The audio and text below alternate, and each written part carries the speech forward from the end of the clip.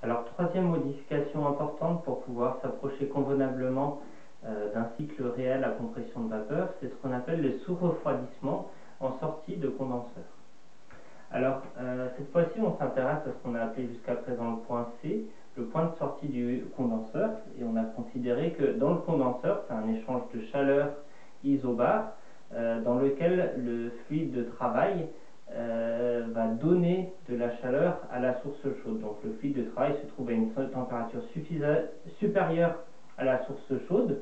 Il va sortir du compresseur sous forme de vapeur largement surchauffée. Cette vapeur va être refroidie jusqu'à la saturation dans un premier temps, puis être totalement condensée à pression constante et donc à température constante, qu'on appelle la température de condensation.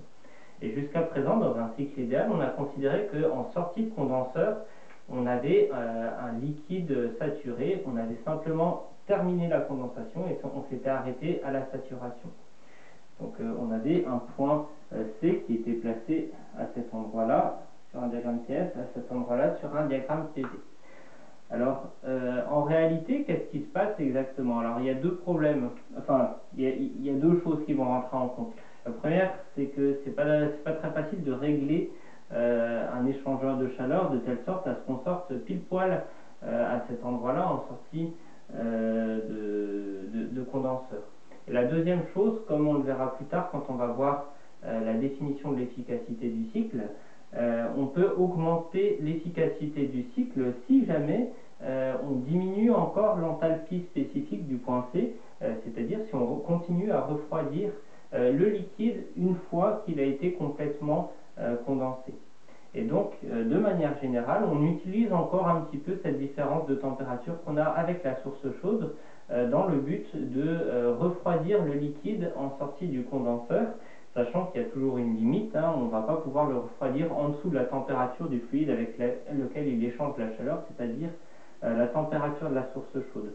Donc sur un diagramme pH, on va continuer de refroidir le liquide à pression constante, sachant qu'au plus froid, la limite correspondra ici à la température de la source chaude et on va se retrouver avec la température du point C qui sera située entre la saturation, ici la température de condensation, et la température de source chaude.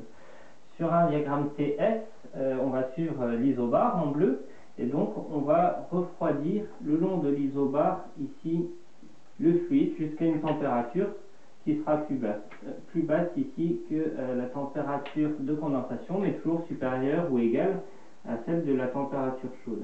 Et donc je peux tracer ici l'isotherme correspondant à la température du point C. Ce qu'on appelle le sous-refroidissement en sortie de condenseur, ça correspondra justement à ce delta T, cette différence de température qu'on a entre le point C et la température de condensation correspondant à sa pression. C'est ce qu'on a le delta T sous refroidissement. Et donc on va utiliser cette différence de température exprimée soit en Kelvin, soit en degrés Celsius,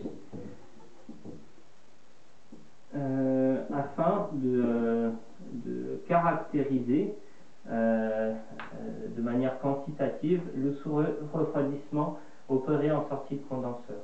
Et donc avec ces trois modifications, la prise en compte des irréversibilités dans le compresseur, la surchauffe en entrée de compresseur pour éviter l'entraînement de gouttelettes et le sous-refroidissement en sortie de condenseur qu'on opère la plupart du temps, notamment dans le but d'augmenter l'efficacité de la machine.